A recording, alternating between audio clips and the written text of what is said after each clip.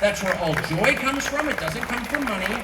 It comes from being in relationship with other people and with God, for that matter. And one leads to the other. And I had, as close to the earth as I tried to live while living in a city, I completely lost track of this. And so I guess I would just end on this. If you're trying to assess whether a political philosophy is a good philosophy or a bad philosophy, the test is really simple. Look at what it produces. If a politician, if a leader is telling you, vote for me, support me, send me money, I'm on your side, you can know whether that person is worth supporting by the world he has created, both around him and within his own home. Is that person happily married? Does his wife respect him? Do his children listen to him? How many dogs does he have? Is the town or city or country that he runs getting prettier? Is it cleaner? Is it less crowded? Is there more or less graffiti? Are there more people living on the streets? What percentage of people are on drugs? How many people died of drug overdoses on the sidewalk last month? These are measurable. And so by the fruits, you will know whether this is a good thing or a bad thing. And you will also know by the degree to which the person lies to you. Now, all politicians lie. It's a feature of politics. So it's a matter of degrees. Is he lying to you in small ways? Is he bragging? I had 1 million people at my event. No, there were 300,000. No, it was 1 million. Okay, that's a lie. But is it a lie that threatens your existence? Probably not. It's the ones who tell you the 180-degree opposite of the truth who you need to be careful of. And they're the ones who will enslave you. That is true. If they're telling you it's nighttime when the sun is shining, if they're telling you up is down, black is white, they are the ones to avoid. They are dark forces. And even in a country as great as mine, with as many choices as any country in the world has ever had, there are 150 different brands of cat litter in the United States. We have choices. But even in a country like ours, where the promise is there's a flavor for you, there is no diversity whatsoever. There is no choice in the information that you receive, in our media landscape. Everybody is saying the same thing all the time. And now you have to ask yourself, why is that? And of course the answer is very simple, because they're lying to you. And anyone who doesn't lie is punished and pushed off the stage. Now, I've been in the media business my entire life, 32 years, since August of 1991, and I've known this, and this realization has grown over the years, but it's in traveling outside of my country that it becomes real to me, and most recently this week in Hungary. And I'll just give you one example, and that's the war in Ukraine. Now, I think decent people can have different views on the war. I have my opinions. You may disagree with me. I don't think that makes me a bad person or a servant of Putin. And I don't think your opinion makes you an idiot or a bad person either. I think it's totally fair to disagree. What I object to is lying about what the facts are.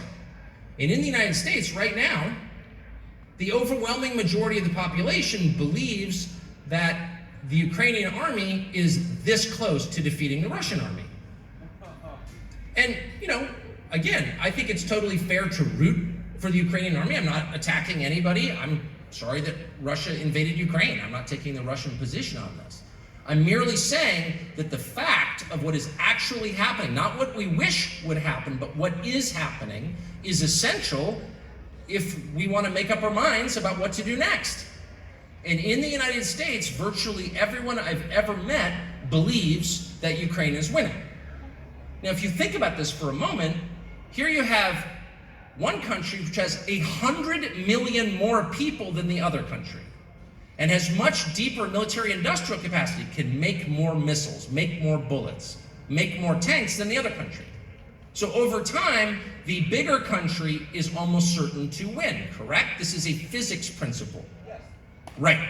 Yeah. It's not a statement of allegiance. You're not a shill for somebody for acknowledging that.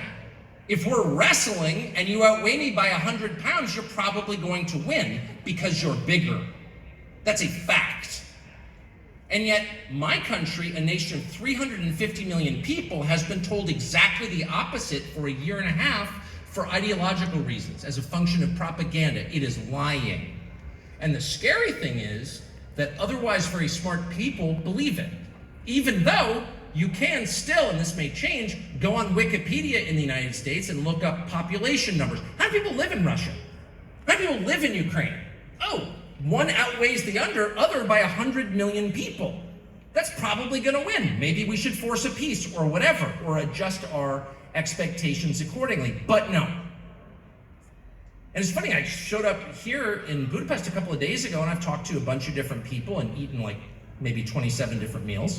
Gain a lot of weight in your country, I gotta be honest. It's not a criticism, just a fact. And I've asked every person, back where I come from, the most informed, the most technologically superior nation in the history of man, the only country to put a human being on the surface of the moon.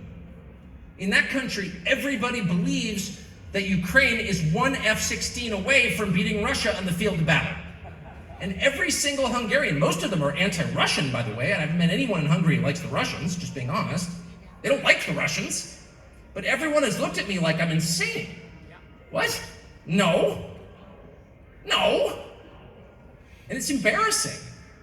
It's embarrassing to be from a place that has been lied to at scale and believe the lies so thoroughly. But the truth is, that's kind of the state of man. I'm always interested when I come to Europe in the Ottoman occupation. And what's amazing to me is these countries went from Muslim to Christian in like one day, the day the siege ended. And you think to yourself, well, did all these people convert in one day? And not all of them, but yeah, most of them did. Because the deep truth, which no one wants to admit, is that leadership matters. When you have wise leaders who articulate clear goals and whose ideas are rooted in reality, physical reality, and unchanging human nature, those leaders will have happy, prosperous countries. Yeah. And when you have leaders who have poison